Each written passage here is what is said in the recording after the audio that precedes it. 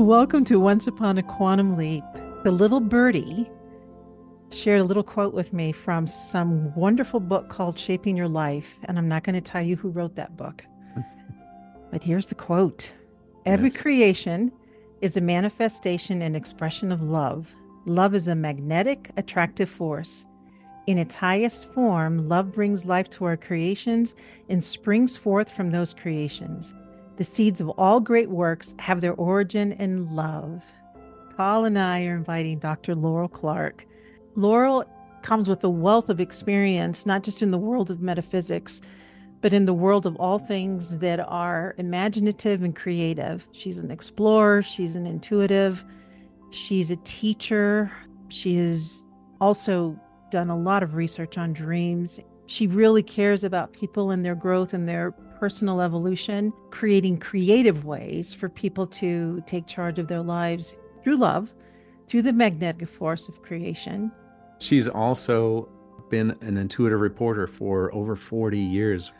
We have quite an interview coming up here with her and discussion of creation and creator, intuition, and also relationships and Yeah. friendships. So Yeah, I get so tongue tied with her because she has done so much. Stay tuned, there's a lot in here.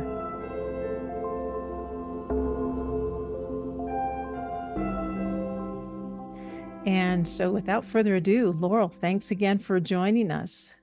Appreciate the invitation. I'm looking forward to our conversation. this is pretty cool. She's got this enormous resume. I once saw your CV or your resume, and it's like 2 pages long of all the things you've done. So What's the current thing you're working on, Laurel? Let's talk about that first. Oh gosh. Um, it's never just one thing. So there's a book that actually started out as Shaping Your Life, and then that went out of print and it was divided into two books. So half of it became a book that was published a long time ago in 2007 that's called The Law of Attraction and Other Secrets of Visualization.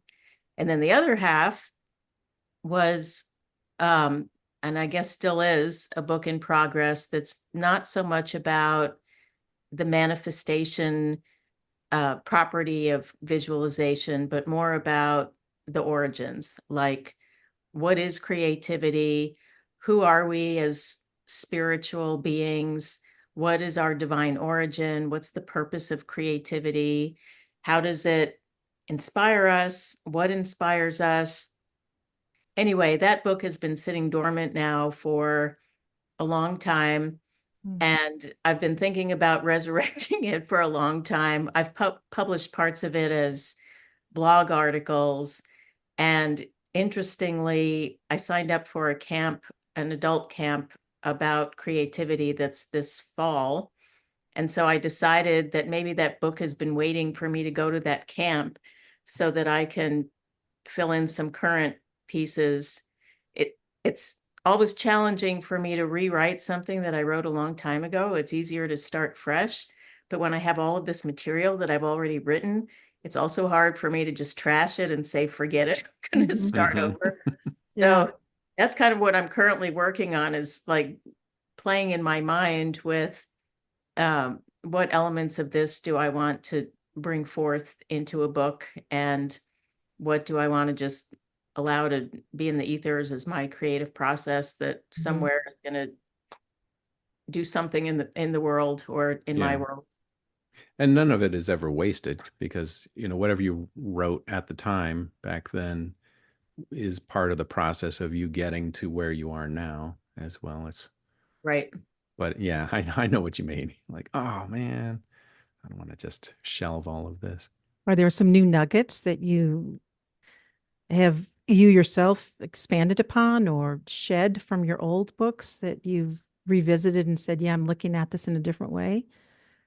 Yeah, there's a lot of things. I mean, one is that when I published the last book, the one that's called The Law of Attraction and Other Secrets of Visualization, it was published in a climate where it had become very popular in the world that people could create the life of their dreams by making a vision board. You cut out these pictures and slap them on your wall, and miraculously Prince Charming is going to show up at your door and you're going to get tons of money. And there was something that didn't sit right with me about that idea of manifestation. Like, we're not here to get a bunch of stuff. And so in terms of revisiting what's the purpose for even having a creative urge, and who are we as creators, that's important to me. And then there's some other things in there that are fun. Like, I have a chapter on how to write poetry, and there are some different ways that I've experimented with writing poetry. And I give some examples and give people exercises about how to do that. So there's some actual hands-on things that people can do if they just want to play, because I think the essence of play is the essence of being creative. And I really believe that if more people played more often, and if they created more often, not to make money or because they want to be famous, but just because we're creative beings, I think people would be a lot happier. And then I think our world would be a lot happier. That's my idealistic belief. Yeah. Would you say that more of the real person comes out when they play, or is that why? I don't know if that's why, but I do think that that's true. Although I think the more free-form the play is, the more that that's true. Like, I know people who are really into playing pickleball and playing cards, and it seems like the more a game is structured, especially with a win-lose scenario, I don't know if the real person comes out. It seems like a lot of ego comes out. Yeah, the competitive person comes out. Right. Yeah. Yeah, the type of play really matters. Well, so what have you, like, if you had to answer that question, what is a creative? What is that? What is that that's emerging that you'd like to share with other people? What is that creative being essence that's coming forth? Well, I believe that we, meaning human beings, were all created by a creator, and whatever someone's belief is about that, whether it's a personalized type of creator or a kind of universal force, I don't think that really matters. I do think that our essence and our origin is light or awareness, and that our essence is that of creativity. That, I mean, every scripture I've read says that we were made to be like our creator, which means that we have creative potential. And so that creative urge is kind of like the urge in a seed. If you have a tomato seed, it has an urge to grow into a tomato. If you have an acorn, it has an urge to grow into, I think it's an oak tree that acorns. Yeah, you got it. So I think that we're like that too, that we each are individual seeds of light, seeds of our creator, and that our urge is to grow and develop until we fulfill our potential to be creators. Not that we are God, but we are God-like. And so I think the restlessness that people have, like if they don't have goals or they don't really have something to do, especially, somebody finishes a project and then either they get depressed or they get restless, it's because there's all of this energy that's been completed or freed up and it needs to go somewhere. So, you started out talking about love, and I think that love and creation are the same. The same thing is true when people don't, I was going to say they don't have someone or something to love. We always have something or someone to love, but sometimes people don't think they do, or they attach their love to, one particular person or one particular job.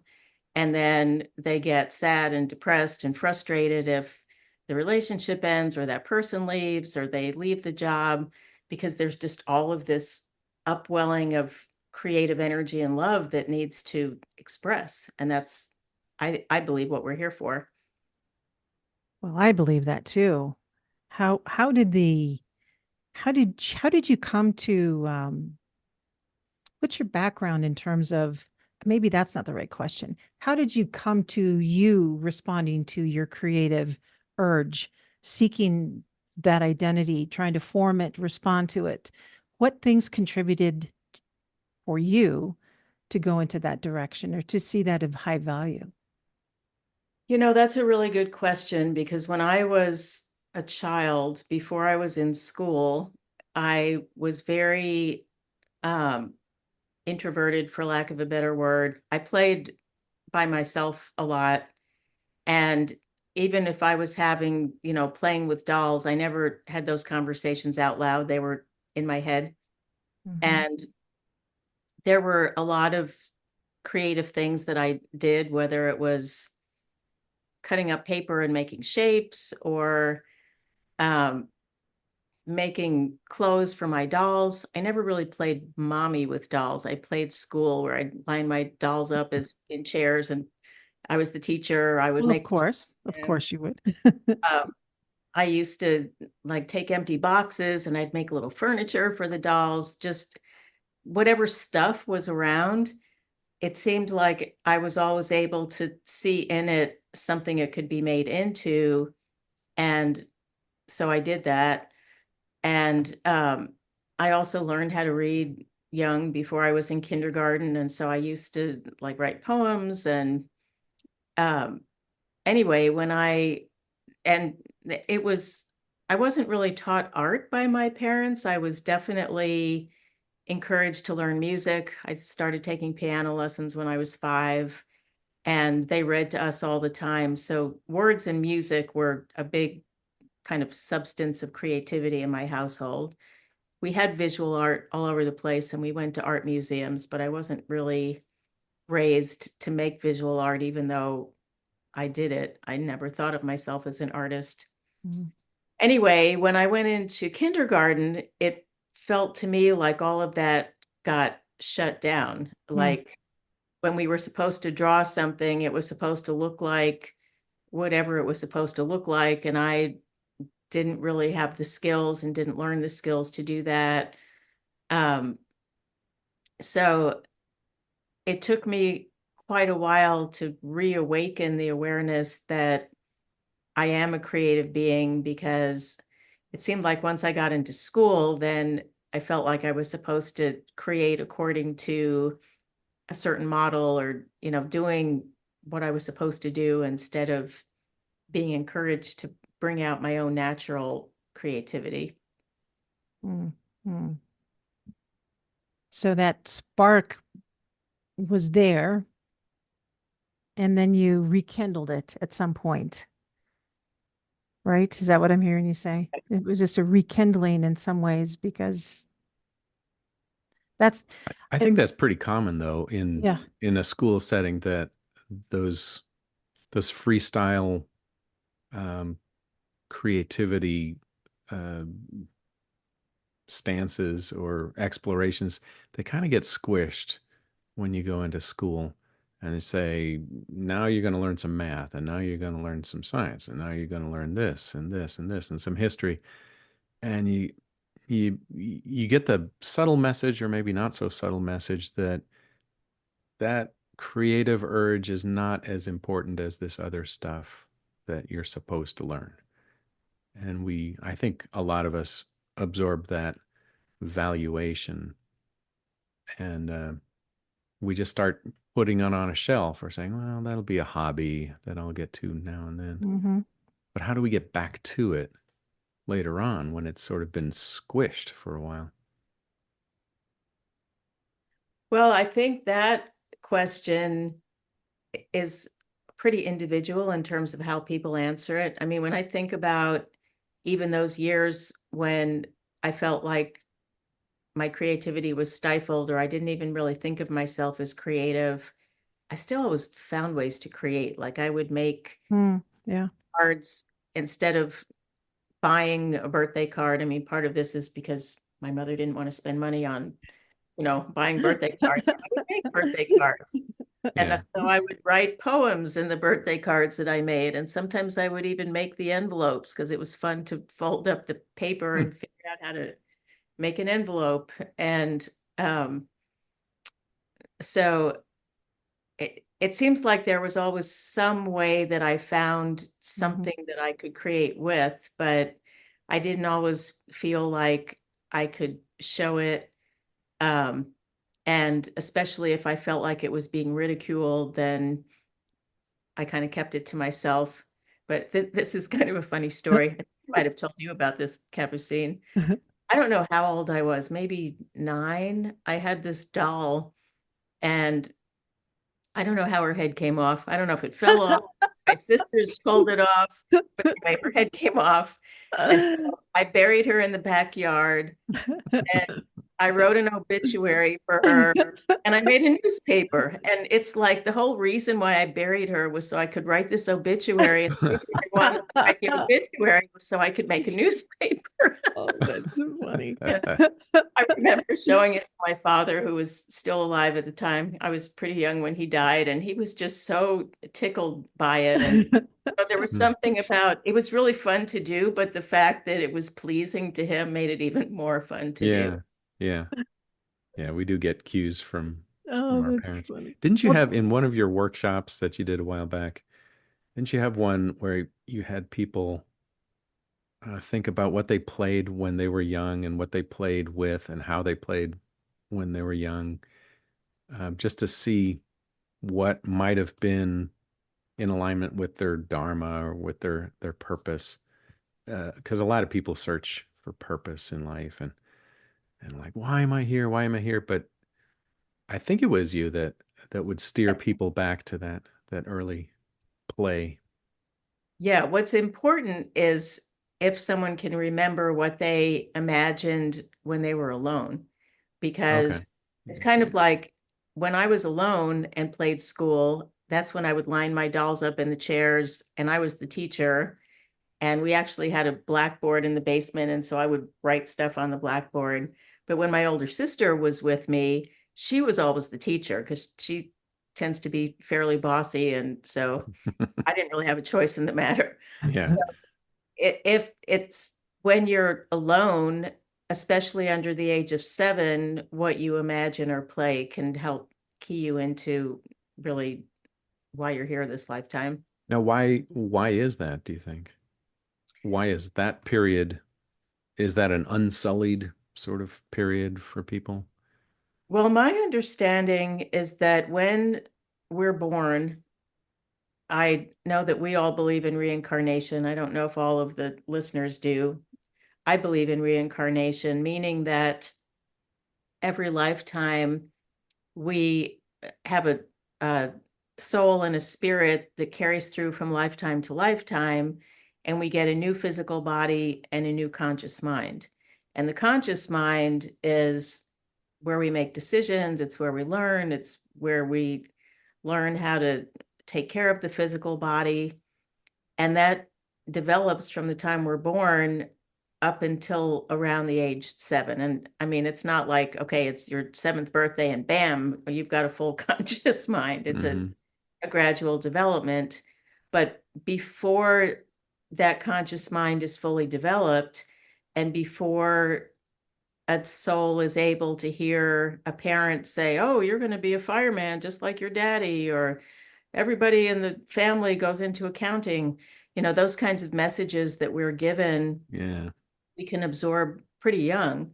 So it's before we absorb those messages, and it's when we're close to that soul urge or the soul's purpose for incarnating.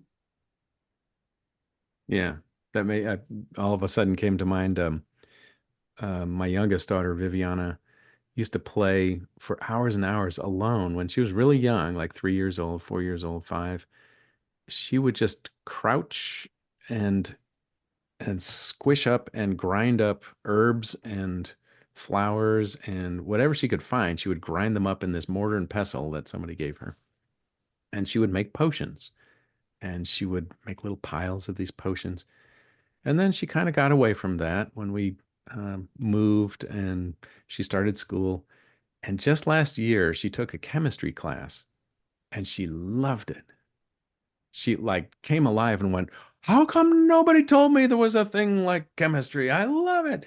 The teacher is awesome." She took meticulous notes, and I saw that as a full circle coming back to the potions, which then also I thought, I bet you in some other lifetimes she was a an alchemist or maybe a medicine woman or a medicine man, Right.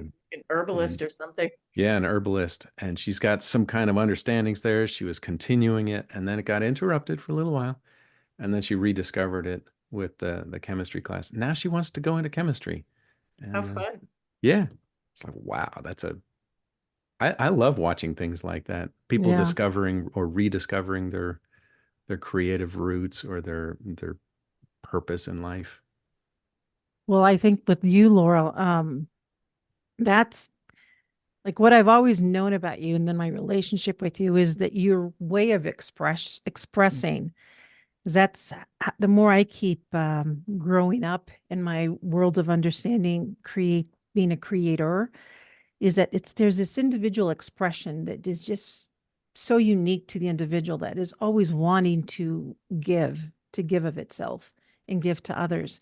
And what I know about you is that you've always found a way, at least with me, you have, and I know this is with others, but for sure with me, that you just have a unique way of wanting to give of yourself, whether it is in how you cook a meal or send a card or share a story.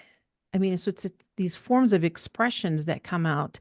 And I say that because sometimes I think with creativity and creation and being a creator, sometimes people have the misnomer that it's always connected to the arts in some way. Yeah, yeah, And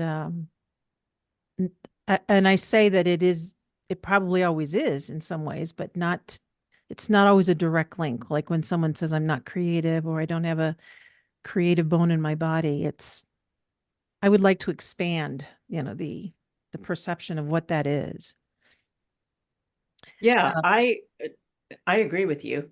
mhm, And it's interesting because we haven't touched on intuitive reports yet. When I was um, a very beginning student in the School of Metaphysics, I had a past life profile that was from the first cycle in Atlantis.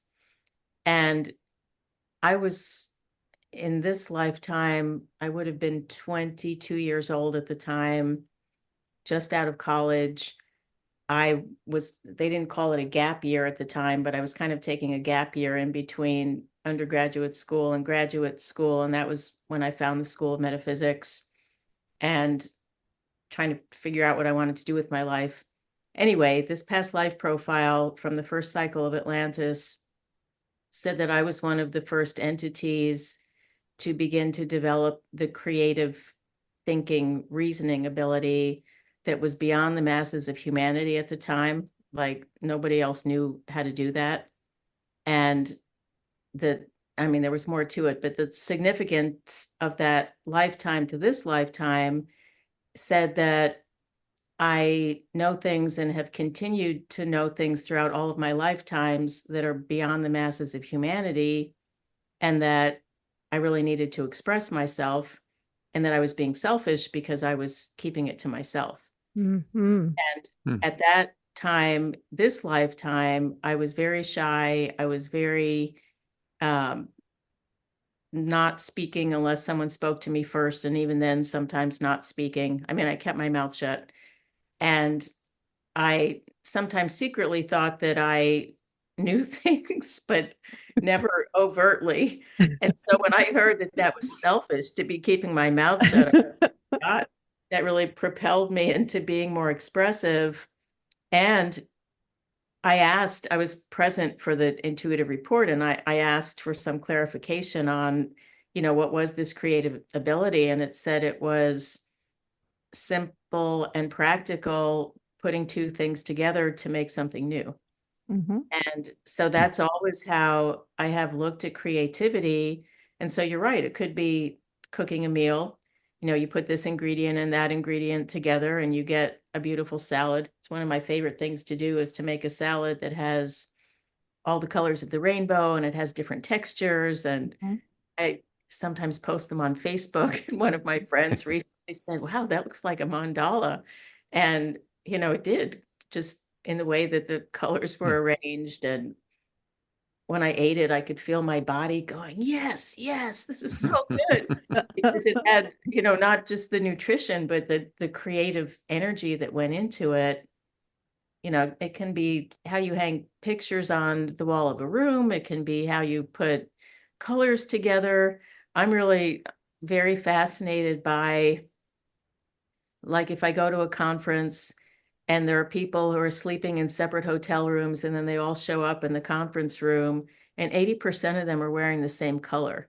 Like, nobody got an actual conscious mind memo that says, okay, today is teal day, but everybody's wearing teal. Uh-huh. Or I was in exercise class the other day, and literally 75% of the women in the class, maybe more, were all wearing not just pink, but the same shade of bright pink. I mean, that's not a very common color. How does that happen, that people's minds are connected? I think that's a big part of the creative process also, is being open to universal mind as well as our own individual subconscious mind. And then maybe stepping back and asking the question, or even observing or wondering, like, oh my gosh, I, everyone's wearing a certain color. Right. Then taking another inquiry step. What is that about? I wonder. Where did Right. that come from? Yeah. Right. Instead of just staying in awe of it. But I know I agree.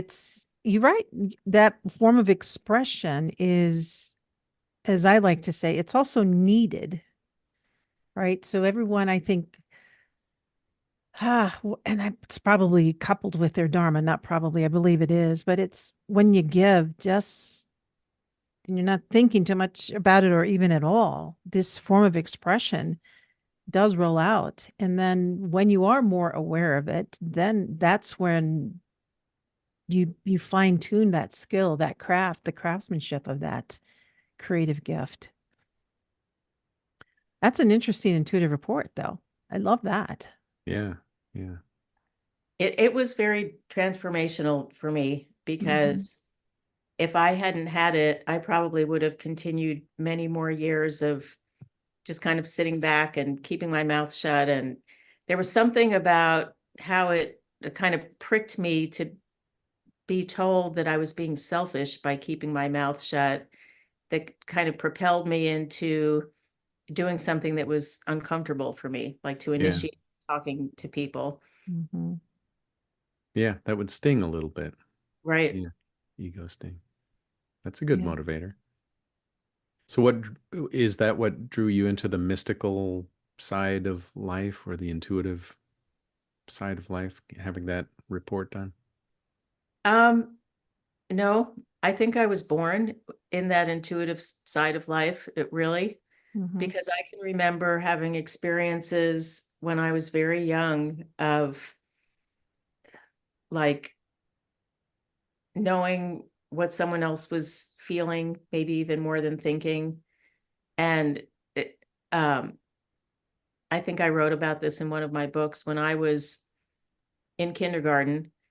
And it was early on. There were some kids who were being really mean to this little boy in the kindergarten class. They had this fantastic dollhouse.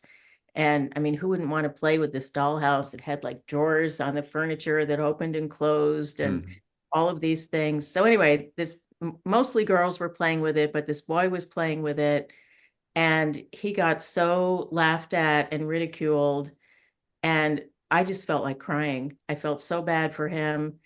And I didn't feel like there was anything I could do about it. And I remember lying in bed at night that night and feeling so bad for him, and thanking God that I was a girl so that I didn't have to deal with that kind of ridicule, because girls could do anything. They could play with dolls, they could climb trees, they could, the boy things and the girl things is how I looked at it. But anyway, I was not raised in a religious family. I was not raised to believe in God. And so I was lying there in bed, thanking God that I was a girl. And then I did this kind of double take. This is a 5-year-old mind, Yeah. thinking, wait a minute, I don't believe in God, because that's what I was taught. Hmm. So, where did that impulse to thank God come from? That Yeah. had to have come from an intuitive, mystical source, because it didn't come from my parents. It didn't come from school. I went to public school. It didn't come from any teaching. It welled up from inside of me. Hmm. And I remember on more than one occasion, um, like saying to my mother, "What's wrong?" Because I felt that something was wrong, and she would say, "Oh, nothing's wrong."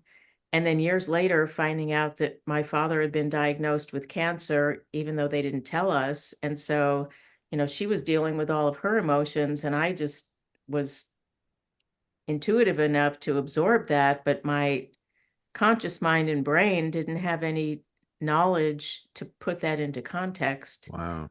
Yeah. So, I mean, some of these, in fact, most of these experiences at the time, I wouldn't have said, "Oh, I'm an intuitive 5-year-old."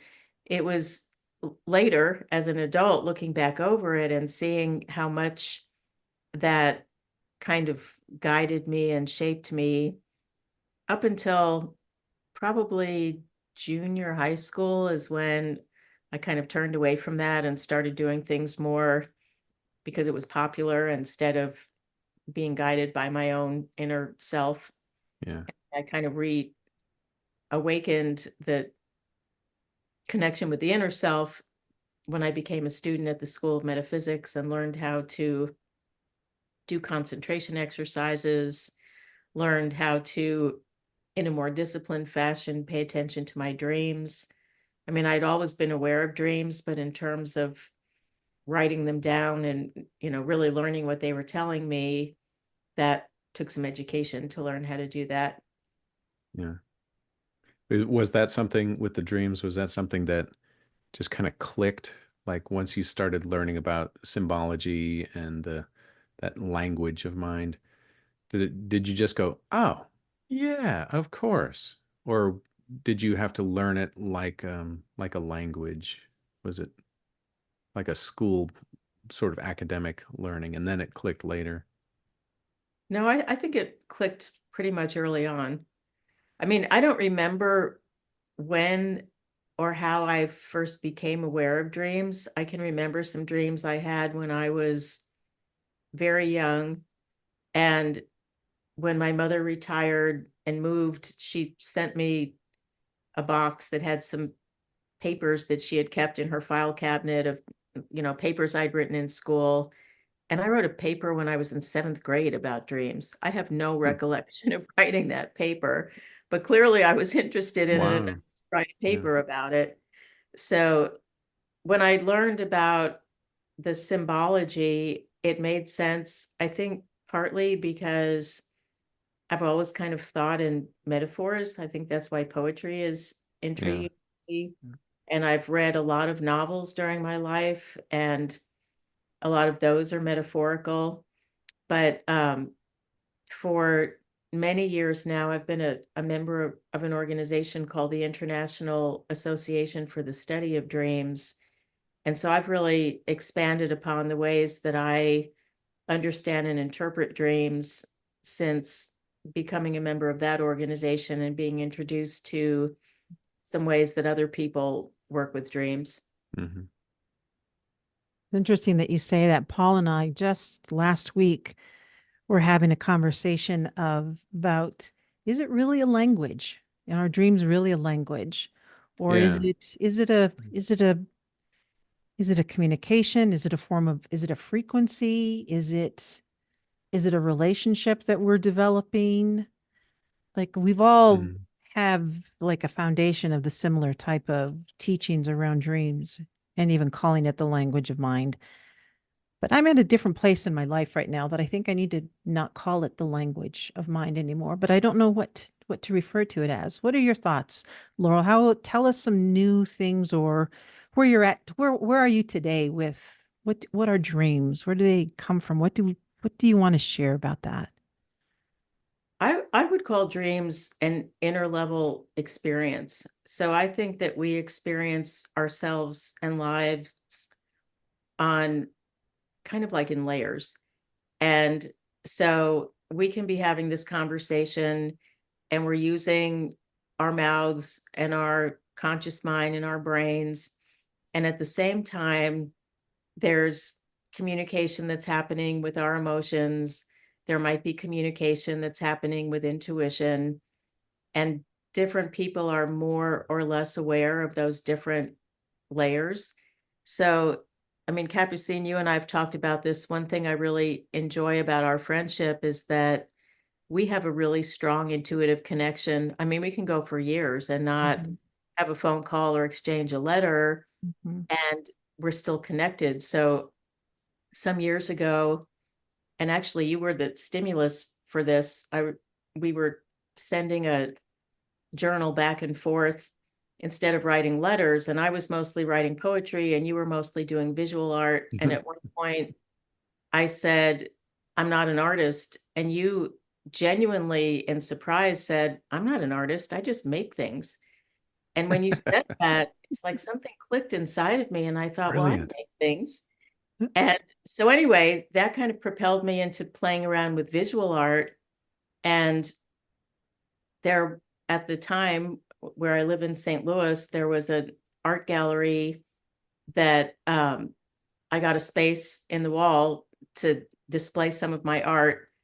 And I sent you, I took a photograph and I sent you a text, and you said, I just had a dream about you last night. And so this was, I mean, it had been years since we had communicated with each other. And so I was thinking about you because you were a primary stimulus for me to do visual art and then have this art gallery. And who knows if that, stimulated you to dream about me, but it's like we had this connected experience with our subconscious minds, even though our conscious mind wasn't having that experience.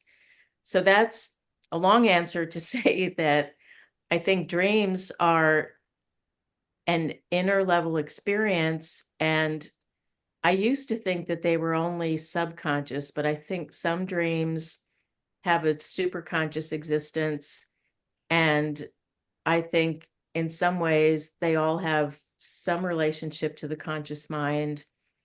And I think they may communicate in different ways. So one of the ways that I like to work, especially with other people with their dreams, instead of telling someone, well, your dream is telling you this, this, and this, because a house symbolizes this and a dog symbolizes this. I like to do, it actually comes from Gestalt therapy, of having people dialogue with their dream characters. So sometimes it even helps to have somebody like switch chairs. Like, let's say you have a dream that you're in a conversation with your dad and you're getting mad at him. And so you set up the room the same way it was in the dream, and you sit in your chair and talk to your dad, and then you switch chairs and you sit in his chair and talk to Cap from the dad's perspective. Or you don't have to do it by switching chairs. It helps to have someone who can be kind of a guide to ask questions, like ask a question of the dream character. If it's not your dad, someone you don't know, let's say, who are you? What would you like me to call you? Why are you here in my dream? What do you know that I don't? What do you have to tell me? And it can be so revelatory because it is your dream. And so there is a reason why that person is showing up in your dream. And so it's a way to draw that out and maybe understand things that goes beyond conscious mind ideas about, oh, this person must mean this. Right. Now, there's an underlying assumption in there that says that if I have a dream and I have symbols in my dream, then they mean something. For some people, like certain people I'm related to, they would say, nah, you just ate bad spaghetti or something. That it's there isn't necessarily a correlation between the dream symbols you have and meaning, some kind of meaning that we ascribe to them. They think that there's just an arbitrariness to dreams. Yes. Would you say that those people believe the same thing about waking life too? That there's just an arbitrariness about their experience. Yep. Yeah. Yeah. It's when we die, that's it. You're gone. Right. And we're just chemical meat suits, and you just die, Right. and you're, yeah. It's a And it tragic kind of stance, I think, but yeah, it is I what it suppose is. yeah. I never understood that expression. Yeah, it It, just sounds it so, is. wow, I wouldn't want to that is do a good, anything after a while with that stance. I just, what's the point in this? And what's the point in that? Yeah. I mean, that's a really good way of looking at it. You But that's said, probably why we had that discussion, Capucine, about Mhm. like, is it a language or is it, I think that's a good neutral way to put dreams, as they are experiences. They, I mean, you can't argue with that. They are an experience, and they are in some other level other than our conscious waking everyday life. So that would be an inner sort of experience. So yeah, an inner level experience. Yeah. And then the meaning that we either ascribe to symbols or derive from symbols is either personal or cultural or universal beyond that. Yeah. And that's why I'm kind of toying with the word relationship or interacting with. I like how you said that, interacting with the characters, because I Mhm. do think it's back to being a creator. It's interacting with yourself, with all that is there. And I think to do that, just like a relationship with Paul, my relationship with you, there's a connection. So that's another word that stands out. There's a connection that is there.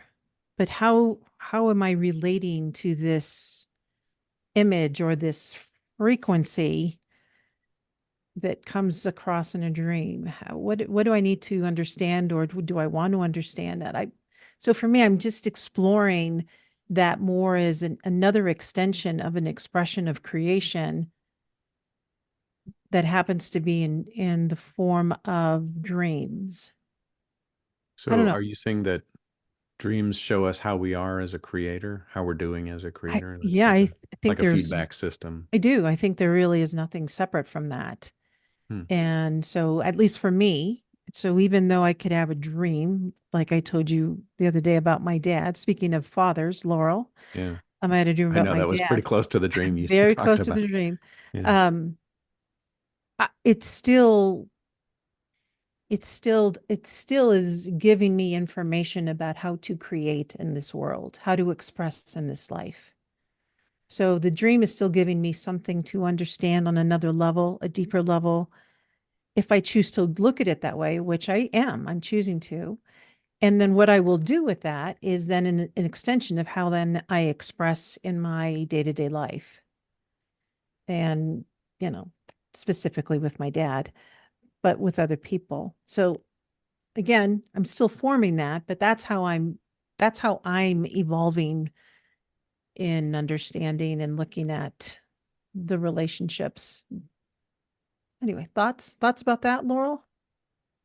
So I like to ask of a dream something like, why this dream? Why now? Or what is, like, let's say I have a dream and there's a person in it who, in my waking life, maybe I'm at odds with, asking a question like, what is this person here to teach me? Or what is the lesson here? Which is not the same question as, how can I resolve this conflict?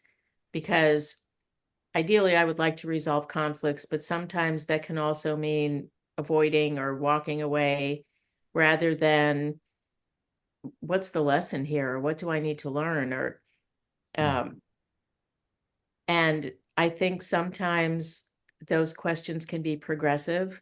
One of the reasons why I think it's helpful to write dreams down, and I admit I'm not always as disciplined with that as I would like to, like immediately right in the moment, I might not see what that dream has to say, but later, if I look back over it when I have some perspective, I can have these aha moments. Like, this was very interesting to me. There's somebody we all know whose first name is Terry, who's female, who died pretty unexpectedly. I mean, she was sick, but nobody knew she was going to die when she did. And nobody even knew of my friends that she died. We found out from somebody researching obituaries and then finding out that she had died. Well, about maybe a week before she died, maybe 2 weeks, I had a dream with a male friend I have whose name is Terry, both spelled the same way, Terry. And in that dream, there weren't really a lot of visuals. I was walking with him and I was thinking, wow, it must be interesting to have a name that could be either male or female, because my name's only a female name.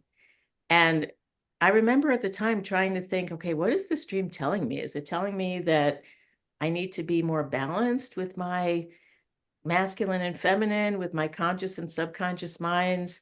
And I never really did get what the dream was telling me. And then 2 weeks later, when I found out that the female Terry had died, I thought, I wonder if that was her way of trying to reach me in my dreams, just to, reach out and say hello, goodbye.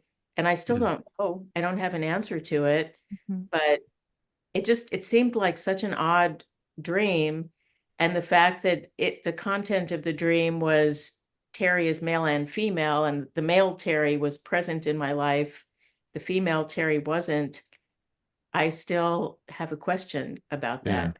And maybe it's as simple as it's just drawing your attention to Terry-ness in the world or in life.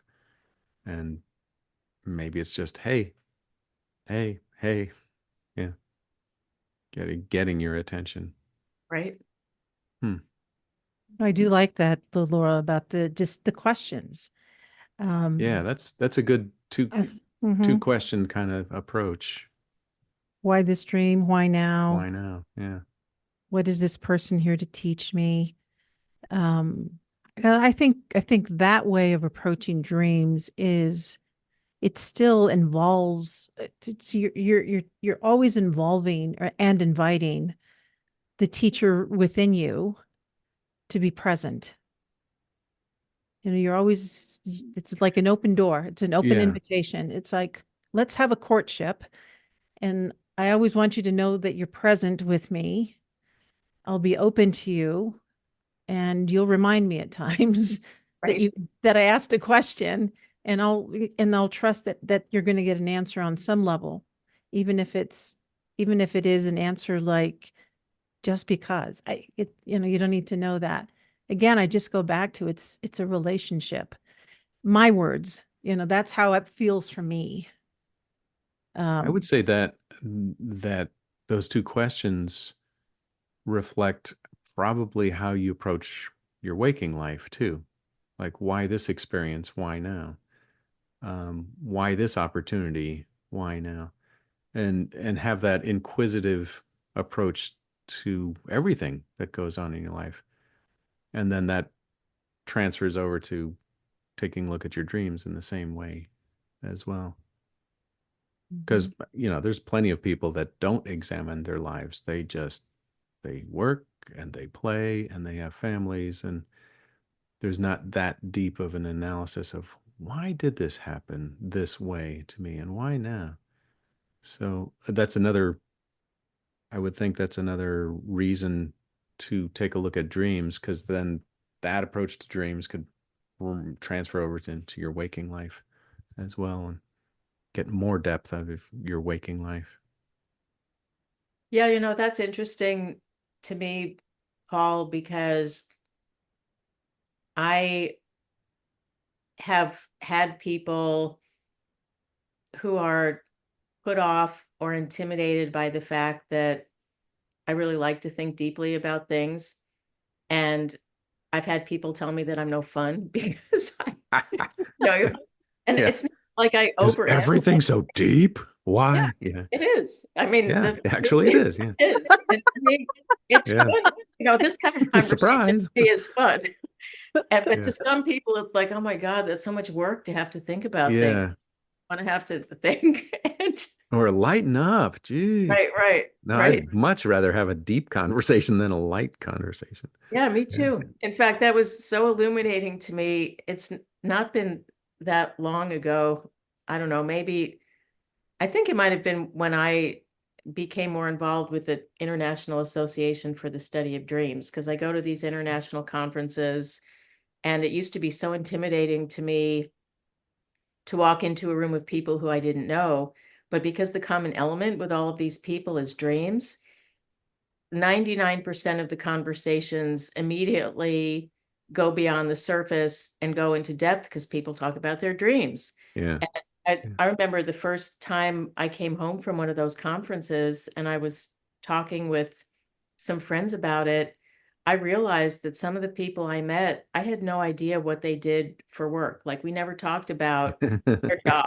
We Yeah. just talked about their dreams and their It's inner. inconsequential. Yeah.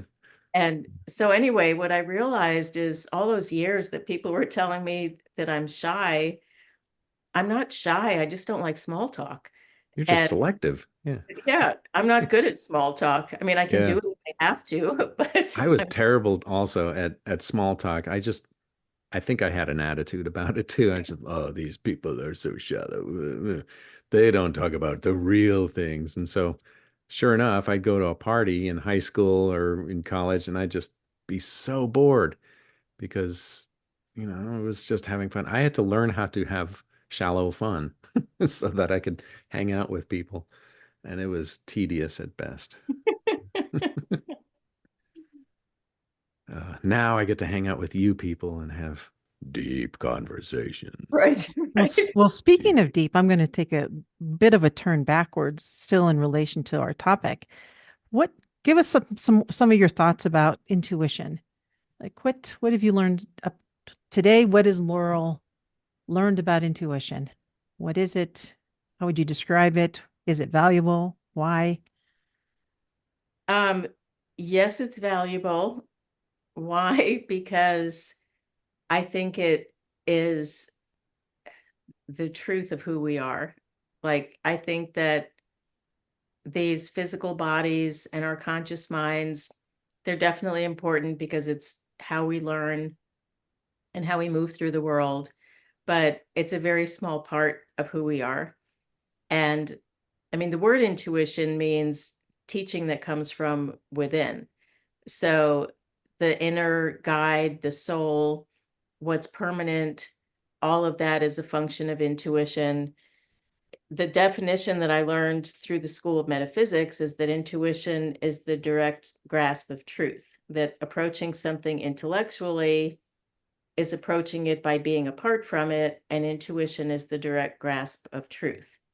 And that makes sense to me. So, like if somebody is talking about abstract ideas about something, like what's your theory about life?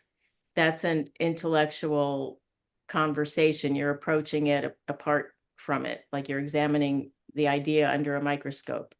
Where intuition would be more like, these are the experiences that have guided and shaped my life. And here's this thread that has gone through all of my experiences.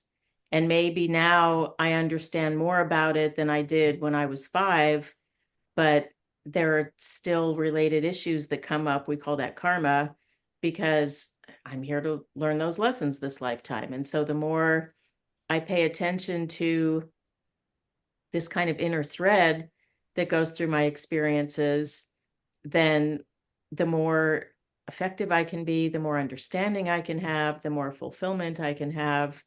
I think all of those come from intuition. Mhm. And of course, on this show, we've talked a tremendous amount about intuitive reports, so that works right in there with the usefulness and the value of having these reports given from that intuitive side of life and using them in your life. How have you used intuitive reports, Laurel? Or how have you found that to be more useful um, as you apply it in your life? Well, that's a really interesting question, because just like my understanding of dreams has evolved, my Mhm. awareness and use of the intuitive reports has evolved. Like at this, I was an intuitive reporter from the time I was 22 until I was probably 62 for 40 years. Mm-hmm. And I decided that I didn't want to do that anymore. It felt kind of irresponsible for me to be telling people things that they could have access to themselves.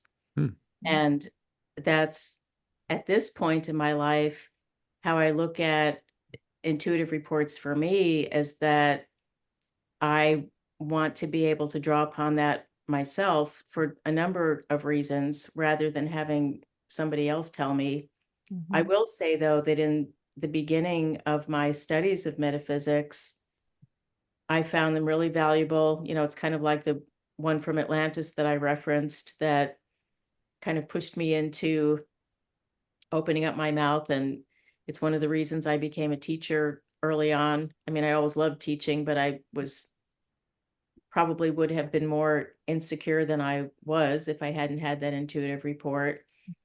Um, I had another Atlantean intuitive report after I'd been teaching about a year and a half that was from the fourth cycle of Atlantis. And I think that's the lifetime I probably got entrapped. And it's so funny because, I mean, when I heard that intuitive report, I had a very strong visual image of what was happening. It said that there were two groups. There was an older group with foresight and vision, and there was a younger group that was kind of, it didn't say teenagers, but it was kind of like that. Like they were messing around, experimenting with creation and not being responsible. Mm-hmm. And I could foresee the destruction that they were going to cause. And I kept trying to alert them and they wouldn't listen to me. And I kept trying to alert them. And I got so frustrated because they wouldn't listen to me that I just withdrew into myself and stopped teaching for a long period of time until the very end of my lifetime. It became so alarming that I came out of myself and started teaching again. And at that time, this lifetime, I would have been 24 at the time. I was directing a branch of the school. All of my students were older than I was, and they were not listening to me. It's like, oh, yeah, who's she to tell me what to do? You know, young whippersnapper. And I just felt like I had to shake them and say, listen, listen. And they would listen to me. And Yeah. so anyway, that intuitive report helped me to realize that instead of just getting frustrated and giving up, I needed to keep on teaching. I mean, that was the significance. It said that I had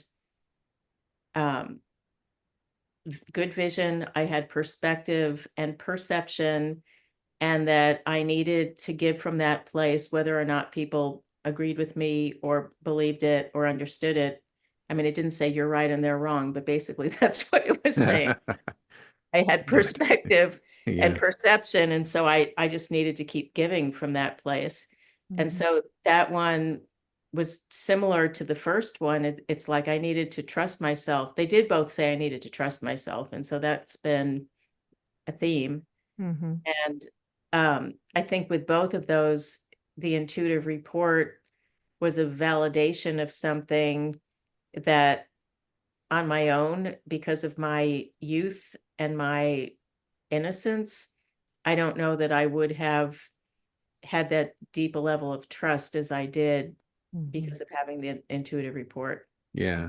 It reinforced or nudged you in a direction. Yeah. Mhm. I happen to agree with the intuitive reports assessment that you said, which is they're valuable up to a certain point, and then you can actually start getting dependent on them Mm-hmm. instead of using your own, developing your own insight and intuition. Mm-hmm. And I think they can spark a curiosity about intuition. They can spark curiosity about past lives and about health and about dharma and all of that. But really, we're meant to take the reins Yep. and keep on going with that, with the learning. Yeah, I agree with that. It's kind of like training wheels. You don't want Mm-hmm. to. Yeah, yeah. That's right. Yeah, I agree with that too. Paul and I talk about this a lot. If like one of our goals for having this podcast is like where I'm at is I don't want to levitate anyone to a higher position. Like someone knows more than I do, or some people may have more information or different types of information, but there is no one that hasn't arrived at wherever they're at, um, that hasn't done the work, if they're diligent with it. And I think that's really the calling back to creative, how dreams can help us, how listening to your intuition. We have all of that within us already.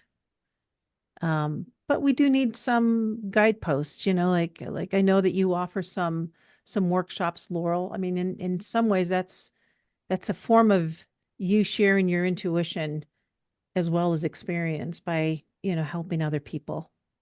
So those are things that I'm always looking for. How are people accessing what they already have, whether it be an intuitive report or not, with the hope of guiding, offering assistance, not doing the work for you, but helping out in the best way they can. And that can come out in so many different shapes and forms. But the real work is, in my opinion, there are no shortcuts. You got to do the work. Right. Right. You just do. Speaking of the work, you said in your email that you sent that you are the owner and founder of Whole Life Resources, and designed to guide and mentor people to discern their life purpose and express their creative nature. I mean, that's exactly what we've been talking about here today. Yep. So, do you want to say anything more about Whole Life Resources? Sure. The name came to me intuitively, and it describes what it's all about, which is how to be whole and how to access both inner and outer resources. So inner resources like dreams, like intuition, writing for some people can be a really valuable resource, drawing. What's interesting, we've talked a little bit about dharma. I never have thought of myself, or never had thought of myself as being especially an idea person, but over and over and over again, when people are wanting to do all kinds of things, I'll give them an idea. They say, wow, that's a great idea. Wow, that's a great idea. And so one of the things that I do as a mentor is not really to give people advice, but to trust my intuition when there's an idea that comes to me of something that could be helpful to somebody. Like recently, I was talking with somebody who was complaining about one of their parents, and I said, is there anything good that you learned from this parent? And she said, yeah, all kinds of things. And so I gave her an assignment to make a list of, not exaggerated or overblown, but the things that she appreciated learning from this parent. And it was really transformational because she had not been considering those things. And so it kind of shifted, it made a shift in the relationship. And so, I mean, that's just an example of a resource that I didn't look it up in a book. I mean, there are things I can look up in books and give to people. Yeah. But so anyway, that's part of what I do. Is sometimes I will teach classes. One of my favorite ways of working with people is, I call it mentoring rather than counseling or ministry, but it's really a combination of all of that, teaching and counseling and ministry. And the reason I don't necessarily call it teaching is that it's not that I have a preset program. Okay, in these 3 months, you're going to go through these modules. I listen to the person, I see what they need, and then I guide what I'm giving them based on resources I have and what they need. So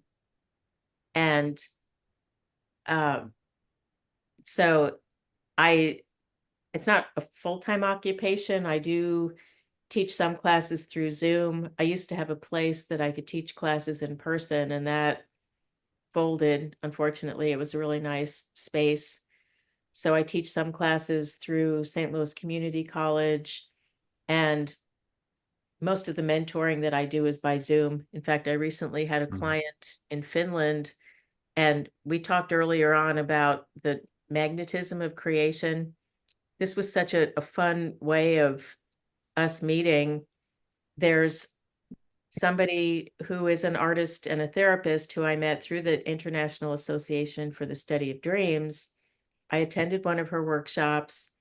And so that was how she got to know me, was attending this workshop at a conference. And then she was writing a book on using art with dreams, kind of like dream therapy. And so the woman writing the book is in Canada, and French is her native language, but the book was going to be published both in French and in English. So she asked me if I would write a foreword for it. So I wrote a foreword for it.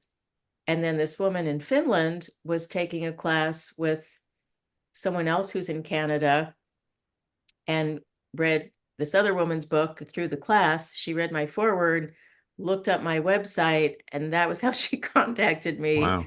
So Yeah. I could do some mentoring because she's in this big life change. And so those kinds of connections, you know, partly through intuition, partly through conscious mind, those are always really delightful to me. It's like I didn't write the foreword as a marketing thing. I wrote it as a favor to the woman who was writing the book. And one of your creative gifts. Mm-hmm. It's a form of expression that also went out there. That's just another thing. This need and this resource got together. Yeah. Right. Laurel, there's this thing we do towards the end where we ask an extra question. Oh, yeah. So you ready for it? Pick a number between 1 and 13. 12. 12. All right. Oh, I love this one. Oh, okay. Number 12. What are your thoughts on friendship and relationships? That's one of my favorite questions. I know that's why this is so you. You've got a wealth of wisdom for this one. So interestingly, the first book that I ever wrote was on friendship. It was never published, but I wrote it because I remember at the time making a list of all of the things I know that I could write a book about. And that was number one on the list, because friends and relationships are so important to me. And my favorite astrologer looked at my astrology chart one time, and I was kind of pining away because it's been a long time since I've had a good romantic relationship. And I mean, I know plenty of single women who say, I don't need a relationship. And I was telling him that that's not true. He said, well, of course it's not true. You are a relational being. You are a lovely relational being. Like looking at the certain configuration in my astrology chart where Libra is, I have Jupiter and Libra, as well as Libra rising. So I think friendships and relationships are really the heart of what life is all about. Like when I reflect on a day or a week and I think about the things that I've done that have been fulfilling, it always revolves around people. I mean, I do a lot of things by myself. Like I like to walk in nature, and I love to take photographs of sunsets and the deer and the flowers. But to me, even more joy than taking the photographs is to post them on Facebook and send them to people. I can share them with people. Yeah. And I mean, I have a friend, she invited me to Cirque du Soleil, which I had never been to before, and it was fun. But the most fun was sharing the experience with her. So, yeah, I could say a lot more about it. I just think that friendships and relationships are what really give joy to life, because I think the more that we can share ourselves with other people, the more it just expands the experience of it. Yeah. Well, I think that's a book you ought to finish. A nice one. So many books, so little time. Right. Wow. Okay. This is I great. think I think we've learned a bunch more about Laurel Clark and about creation and about intuition and dreams. And I like deep discussions like this. Much better I than do too. what's the weather and oh, did you see the Olympics? I mean, Right. not that there's anything wrong with that, but I prefer this. So I know I said that would be the last question, but anything you want to ask us or anything you want to say that maybe it's come to you and it's like, I just want to put it out there. Anything there? Closing thoughts, Laurel? So what inspired you to do this podcast? It was all her fault. She did it. She started it.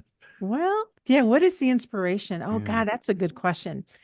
Um, well, it started, as you well know, I was leaving my post as director of arts and physical education for Denver Public Schools, and I was planning my next like iteration. And one of those was I just really wanted to do a podcast. But originally, I thought it was going to be on how people learn, just very curious about different ways that people explore their environment, their learning. Um, and anyway, with a couple of trials and errors, I interviewed a few folks and I thought, it's something about this doesn't feel right. Well, Paul and I had been talking, I don't know, about something. We had met on a Zoom conference and we were both talking. We were having one of our deep conversations. And Paul had mentioned something about Atlantis. And then that spurred up another thing like, gosh, we've got to make a book like that together for kids. Mhm. And then I had a dream, talk about dreams. And then my dream, and that came to me, it's like, oh, I know now what the podcast is. It's called Once Upon a Quantum Leap. And yes, it is about learning, but it is going to be about intuitive research, the intuitive gift we all have, The connected universe, the the connected connected world. Yeah. universe, the connected world. Yeah. And anyway, so I talked to Paul about it, and he, after twisting his arms multiple Not much, times, but yeah. no, I was Yeah. teasing. Yeah, that's really what spurred it. It was a desire to give, a desire to connect, a desire to share, and a desire to explore and also expand upon what these intuitive reports are, and that it's really just a little, it's a nice little nugget of a placeholder to get you started in your own journey Yeah. if you use it that way. So that's Paul. Am I missing anything? Yeah. Overall, we wanted to encourage people to explore this other world of intuition and connectedness and the quantum field and make that a regular part of your daily life is considering that Mm-hmm. connectedness. Yeah. And we really wanted it to be that we weren't coming in as the people that know everything. We're not experts. We're learning right along everyone else and shedding some maybe beliefs we've had in the past and being open to new ways. And we also know that we're in the process of recording all of our season 2 episodes with guests. So we're really excited to bring in about more guests and other ways that people are living their life as it's connected to the universe and how they're navigating that. So, yeah. That, as you were talking, it did remind me of something that I just wanted to share. I listened to quite a few of your early episodes so I could get an idea of what this is all about. And in one of them, you were discussing whether anyone could be an intuitive reporter. And I heard you, Paul, say, well, people say, yeah, anyone can, but I don't really think that's true. Right. And what I remembered is that when I was 22 and a brand new student at the School of Metaphysics, I was still in the first cycle of lessons. Jerry Rothermel, who, from my understanding, is the one who drew upon what he knew of the Edgar Cayce readings to develop what at that time were called readings and now are called intuitive reports. Anyway, he thought I would be a good intuitive reporter, but he wanted to confirm it. And so he asked to see my astrology chart. And when he looked at my astrology chart, he said, oh, you have to be a reader because you have such an afflicted Neptune. So Neptune is the planet that has to do with the subconscious mind, the inner levels. And when it's afflicted in an astrology chart, it means that there are areas of, traditional astrologers would call it conflict, like squares or oppositions, so that the energy, it's like a strong urge. It's kind of like a thorn in your side, like you have to explore that. Yeah. So Oh, people wow. with afflicted Neptune do whatever they need to go into the inner levels. So if they're not learning to be an intuitive reporter, they're probably doing drugs. And Interesting. Yeah. so I just wanted to share that with you because that was what he used to see if this person would be a good intuitive reporter. Good meaning they have such a powerful urge to go into the inner levels that they're going to be willing to do the work to, I mean, it does take some work to do it. So, Yeah, right. Yeah. I'll have to check Christine's and see if she has an afflicted Neptune. Even that name, yeah. afflicted, it's like, boy, Afflicted, you're just, yeah. you gotta do. Sounds painful. No. I have a grand cross in fixed signs, which means that all of the fixed signs are opposite each other and square each other. So there's a lot of, Tremendous tension. Yeah. yes. Huh. One of my students at one time said to me, Dr. Laurel, you're so driven. And like, yes, I am driven. I can't just be lazy. It doesn't really work. Yeah. It's not fair. Oh my gosh. Well, now I've got so many other questions. We may have to have you come back. I do want you to come back because there's a lot of other avenues that we can explore. But I'm curious. I think you and I should continue our journey into this creation saga. Sounds good. I would love to come back. I really appreciate what you both are doing. It's interesting.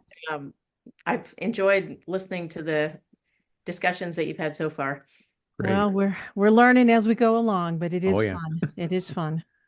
Love you, Laurel. Thank you. I love you too. Thanks for coming on. Sure. Thanks for having me.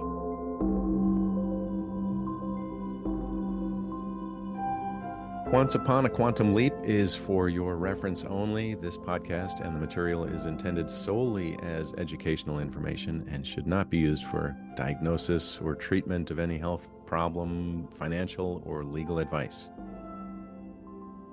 You can listen to full episodes and find out about Paul and Capucine at onceuponaquantumleap.com. All reports shared on this show have been released with permission, and identifiers have been removed for individuals' privacy. The intuitive reports referred to in each episode are available on our website, on the podcast page, and through links in our show notes. We encourage you to listen to those for greater context. If you're interested in obtaining your own intuitive report, go to quantuminsight.co. That's quantuminsight.co. You can listen to us on Apple, Spotify, or wherever you get your favorite podcasts.